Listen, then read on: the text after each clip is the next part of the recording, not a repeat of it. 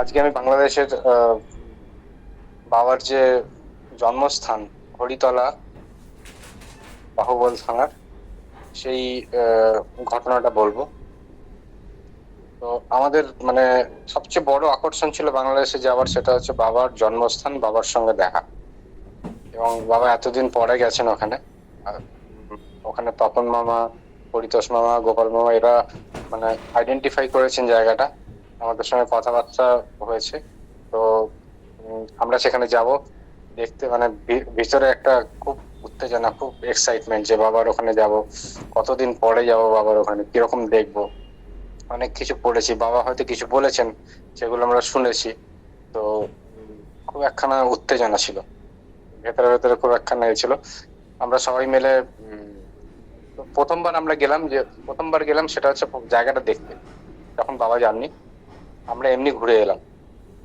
তো উম, জায়গাটা যেটা আমি যে ঘটনাটা বলবো সেটা হচ্ছে বাবার সঙ্গে যখন আমরা গেলাম তখন বাবার সঙ্গে মানে জায়গাটা দিব্য জায়গা দেখলেই বোঝা যায়।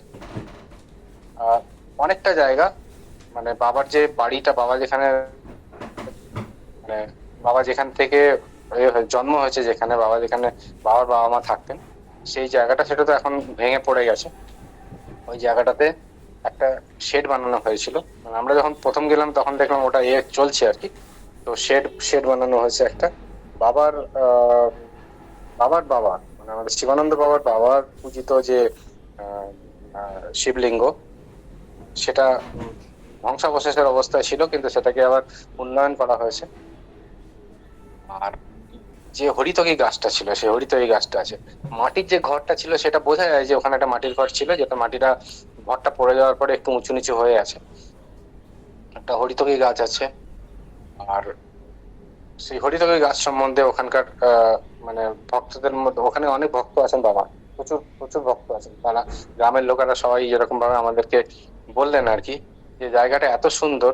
হরিতকি গাছটা খুব মানে বেশ বড় হরিতকি গাছ, দেখে মনে হয় বেশ অনেক বছরের, 150-200 বছর তো হবেই হবে।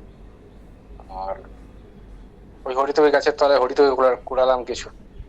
এইবার বলছেন যে এই যে জায়গাটা, বাবা যে জায়গাটা ছিলেন, সেই জায়গাটা বাংলাদেশে তো প্রচুর গ্রাম, তো আগে যারা হিন্দুরা ছিল তাদের কাছে তো জমি ওরা ছেড়ে দিয়ে হয়তো ভারতবর্ষে চলে এসছে। তো মানে সমস্ত এই গ্রামটা পুরো পাশাপাশি জায়গাটা হচ্ছে মুসলমান অধিষ্ঠিত। কিন্তু ওই জায়গাটা কিন্তু কেউ দখল করতে পারেনি, ওই জায়গাটা যেন কেউ একজন পাহারা দিচ্ছে।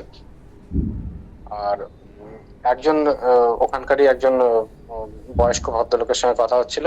উনি বললেন যে এই যে হরিতকি গাছটা আছে, এই হরিতকি গাছটার একখানা গল্প আছে, দুটো তিনটে গল্প আছে। একটা হচ্ছে হরিতকি গাছটা কেউ বা কারা একজন কাটতে এসেছিল, এবং যখন তারা উম ওখানে গাছটা কাটতে যায়, তখন করাতে দিয়ে পরে সেখান থেকে রক্ত বেরোয়। তো সবাই ভয় পেয়ে যায়, ওই মানে গাছটা আর কাটতে পারেনি। তারপরে কেউ একজন হরিতকে পারবার জন্য উপরে উঠেছিল, এবং সে একটা মোটা ডাল, সে মোটা ডাল মানে ভাঙা উচিত না, কিন্তু সেই মোটা ডাল ভেঙে উনি পড়ে গিয়েছিলেন নিচে, এবং তার কোমর ভেঙে গিয়েছিল, খুব খারাপ অবস্থা হয়েছিল। তো তারপরে আর ওই জায়গাটাতে কেউ করে না, জায়গাটাকে মানে সুন্দরভাবে আছে। এবং আহ, গিয়ে বাবা নিজে, বাবার যে বাবা শিবলিঙ্গ, সেখানে জল ঢাললেন, সেটা আমাদের মনে হলো যেন আমরা কি দিব্য দর্শন করলাম। বাবা এত বছর পরে ওখানে গেলেন, বাবা ওইখান থেকে চলে এসেছেন তো 4 বছর বয়সে, গুরুর সঙ্গে চলে এসেছেন 6 বছর বয়সে প্রথমে গিয়েছেন। তার মানে আমরা যখন বাবার সঙ্গে গেছি তখন প্রায় মানে 120 বছর, 20 বছরের ওপরে বাবা ওখানে গেলেন। তো এটা একটা অদ্ভুত দৃশ্য ছিল। আর ওখানের যারা বয়োজ্যেষ্ঠ ছিলেন, তারা বাবার সম্বন্ধে, ওখানকার এর সম্বন্ধে তাদের যতটুকু মনে আছে তারা বললেন। এবং আহ মানে আমরা সবাই মিলে এত সুন্দর করেছিলাম। একটা ঘটনা বলি, যে বাবার ওই এখানে একটা খুব বড় জায়গা ছিল, বড় জায়গাটা মানে সামনের যে জায়গা ছিল কিছু আমাদের বড় বড় গাছ ছিল, সেই গাছের তলায় কিছু ফুল ফুটে রয়েছিল। তো খুব ইচ্ছে হলো যে বাবার চরণে এই ফুলটা দেবো, বাবা তো ওখানেই আছেন। আর খুব সুন্দর ফুল একখানে ফুটেছিল, সেটা তুললাম, তুলে বাবাকে বললাম, বাবা আমি এই ফুলটা আপনার চরণে দিতে চাই, এই করার জন্য। বাবা কত খুশি হয়ে ফুলটা নিলেন, হ্যাঁ, হাত পেতে নিলেন। তো মানে এইসব ঘটনাগুলো মনে পড়ে আর কি, যে আহ, মানে আমরা কার সঙ্গে ঘুরছি, বাবা কিরকম একটা অদ্ভুত একখানা আহ, স্বপ্নময় পরিবেশ ছিল। তারপর ওখানে একটা স্কুল আছে, সেই স্কুলের ওখানে বাবাকে নিয়ে গেলেন, এবং তাদের ইচ্ছে আছে যে ওই স্কুলে বাবার নামে একখানা লাইব্রেরি করবেন, এবং তারা সেই প্রপোজালটাও দিলেন। তারপরে ওইখানে আমাদের ছিল সেবার ব্যবস্থা, যে যে গ্রামে আমাদের সেবার ব্যবস্থা করা হয়েছিল, সেই গ্রামটা ম্যাক্সিমামই হচ্ছে হিন্দু, ওখানে মুসলিম নেই প্রায়। এবং ওখানে একটা দুর্গা মণ্ডপ আছে, সেইখানে বাবাকে নিয়ে গিয়ে সম্বর্ধনা দেওয়ার ব্যবস্থা হলো। আর যেখানে আমাদের সেবার ব্যবস্থা করা হয়েছিল এত সুন্দর, মানে সেই পুরনো আমাদের যে গ্রাম বাংলা, আহ, গোবর লেপা ইয়ে উঠোন, সেইখানে আমাদেরকে সেবার ব্যবস্থা করা হলো। উঠোনে গোবর লেপা হয়েছে, তুলসী মঞ্চ আছে চারিদিকে, খড়, আর সেইখানে আমাদেরকে সবার সেবার ব্যবস্থা করা হলো। অদ্ভুত ভাবে আমাদের ইয়ে হলো, মানে দারুণ, মানে এত সুন্দর ভাবে সেবার ব্যবস্থা হলো। আর কাতারে কাতারে লোক আসতে শুরু করলো, মানে বাবা যখন দুর্গা মন্দিরে বসেছেন তখন যে এত ভিড় হয়ে গেলে চিন্তা করা যায় না, কাতারে কাতারে লোক আসছে। তো পরিস্থিতি একটা সময় হয়ে গেল যে মানে কন্ট্রোল করা যাচ্ছে না, মানে সবাই বাবার সঙ্গে দেখা করতে যায়, হুড়োহুড়ি পড়ে যাচ্ছে। তো ওখানের লোকজন দিয়েও ভিড় কন্ট্রোল করা যাচ্ছে না। আমাদের তখন সেবা হয়ে গেছে, বাবা বলেন এইবার তোমরা আহ, যাত্রার জন্য প্রস্তুতি নাও, শুরু করে। এবং বাবা খুব তাড়া দিলেন, এবার যে বললেন এবার চলো, এবার চলো, এক্ষুনি এক্ষুনি বেরো, এক্ষুনি বেরো। দিয়ে আমরা সব মানে কোন রকমের বাবাকে ভিড় ঠেলে গাড়ির মধ্যে তোলা হলো। ওখান থেকে আমরা বেরিয়ে তারপর বাবা ঘুরে আবার আমরা শতকে পৌঁছানোর এরকম প্ল্যান ছিল। অনেক রাত্রি হয়েছিল সেদিন পৌঁছতে, কিন্তু আহ, এই যে দর্শনটা ছিল এটা খুব দিব্য দর্শন। এবং বাবার ওখানে অনেক ভক্ত, মানে অনেক বয়োজ্যেষ্ঠ লোক ছিলেন, প্রায় 84-85 বছর বয়সের যারা ছিলেন, যারা বাবার সম্বন্ধে বললেন, তারা অনেক ঘটনাই বললেন আর কি। সেগুলো তখন মামা অনেক বিস্তারিত ভাবে বলেছেন। তো আমি আর আজকে বলছি না সেটা।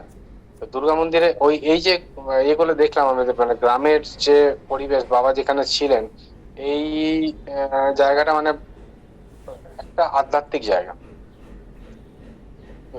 পরিতোষ মামার যে নোটিশ এসছে যে আমরা 3 মে বাবার ওখানে আবার বাবা হরিতলা গ্রামে যাওয়া হবে, এটা উম, মানে যারা যেতে পারবেন তাদের যাদের সৌভাগ্য হবে একবার দেখে আসুন জায়গাটা কিরকম। দিব্য জায়গা, দিব্য জায়গা, একদম অসাধারণ জায়গা। তো আমরা বাংলাদেশে এই ঘোরার মধ্যে এটা একখানে মেন জায়গা ছিল, মেন অ্যাট্রাকশন ছিল। তারপরে বাবা আমাদেরকে নিয়ে গেলেন আহ শ্রী চৈতন্য মহাপ্রভুর যে মামার বাড়ি, সেখানে সেখানেও বাবার নামে অনেক কীর্তন হলো, ওখানে বাবাকে বসে অনেক কীর্তন করানো হলো। আর, মানে আতিথেয়তা বা এটা এত সুন্দর আমরা দেখলাম যে বাংলাদেশের মধ্যে গ্রামে গ্রামে ভক্তি এত বেশি, ভাবা যায় না আর কি। তো আর আমরা শতকের যখন এই শতকে ছিলাম, শতকের ঘটনাটা, একটা ঘটনা বলি, সেটা হচ্ছে যে বাবা প্রথম বলেছিলেন যে বাবা আমাদেরকে বলেছিলেন যে তোমরা হোটেলে থাকবে। শতক থেকে দূরে আমাদের সিলেটে একখানা হোটেলের ব্যবস্থা, বাবা বলেছেন ওই হোটেলে গিয়ে থাকবে তোমরা। তো আমাদের তো আইডিয়া ছিল না যে কত দূর, শতক থেকে কতটা দূর, কত সময় লাগতে পারে। তো আমরা যখন বাবার সঙ্গে ওখানে পৌঁছলাম দুপুরের দিকে, সেবা করার পরে এবার মনটা খুব চঞ্চল হচ্ছে যে বাবার সঙ্গে ছেড়ে চলে যাব, বা বাবা এখানে থাকবেন, আমরা শতকে থাকবো না আমরা ওই হোটেলে থাকবো, কত দূর আছে জানি না। তো আমরা সবাই বলা বলি করছি। এবার হীরামন আহ এখানে যে ইয়ে ছিল, উম, যে ওখানকার মানে শতকে যে ওখানকার ইয়ে বানানো হয়েছিল, আশ্রম মতো বানানো হয়েছিল, সে আশ্রমে ও কৃষ্ণ বলে একজন ছিল। কৃষ্ণকে জিজ্ঞেস করছে যে কৃষ্ণ, আচ্ছা এখানে তোমাদের যে এত এত দূরে থাকো তোমরা, ভেতরের দিকে গ্রামে, এখান থেকে তো যাতায়াতের খুব অসুবিধে, তো তোমরা কিরম ভাবে ব্যবস্থা করো, তোমাদের এখানে যারা আসে তাদেরকে কিরম ভাবে রাখো? বলছে আমাদের তো থাকার ব্যবস্থা আছে। তো হীরামন বলছে থাকার ব্যবস্থা আছে? বলছে হ্যাঁ। আচ্ছা, ঠিক আছে। তো বাবার কাছে গিয়ে আমরা তখন ওখানে যে আশ্রমে যে মা আছেন তাকে বললাম। আশ্রমের মা বলছেন যে এটা তো খুব সৌভাগ্যের কথা যে আপনারা যদি আপনারা এখানে থাকেন। তো তারপরে বাবার কাছে প্রপোজালটা দেওয়া হলো। বাবাকে বললাম যে বাবা, মানে হীরামন গিয়ে বললো যে বাবা আমরা এখানে, এখানে তো থাকার ব্যবস্থা আছে, আমরা যদি এখানে থাকি এবং আমরা এখানে মানে আমাদের যে খরচ হবে সেটা আমরা দিয়ে দেবো, আমরা এখানেই থাকবো, বাবার যেটা ইচ্ছে আর কি। বাবা খুব খুশি হলেন শুনে, বলেন তাহলে সবার কাছে টাকা লো, জোগাড় করা হবে টাকা, সবাই কন্ট্রিবিউট করলো এবং মা কিছুতেই টাকা নেবেন না, বাবা প্রাণ কাছে জোর করে টাকা দিয়ে সেখানে আমাদের ব্যবস্থা, থাকার ব্যবস্থা হলো। এবং অদ্ভুত ঘটনা, যেটা আমি স্পেসিফিক্যালি বলার জন্য বলছি, আমরা 16 জন ছিলাম, 8 জন পুরুষ 8 জন মহিলা। এবং যখন আমাদের থাকার ব্যবস্থা হলো, এক্স্যাক্টলি দেখলাম 8টা বিছানা মহিলাদের জন্য একটা ঘরে, 8টা বিছানা পুরুষদের জন্য।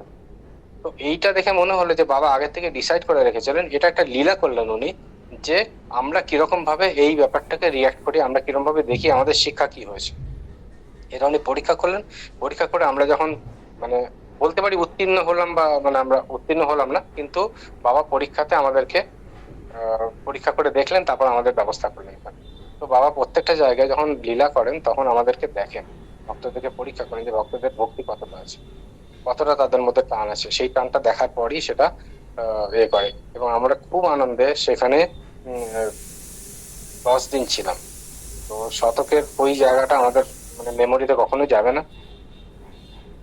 ওখানে পুকুর, ভেতরে মানে আশ্রমের মধ্যে পুকুর, মন্দির, তারপরে সেই বিরাট বড় তেঁতুলের গাছ, ওখানে ওখানে উৎসব, ওখানে ভক্তদের মাটিতে গড়াগড়ি, এই সমস্ত জিনিসগুলো জীবনের মণিকটায় থাকবে। আজকে আমি এখানেই রাখলাম। প্রণাম, জয় গুরু।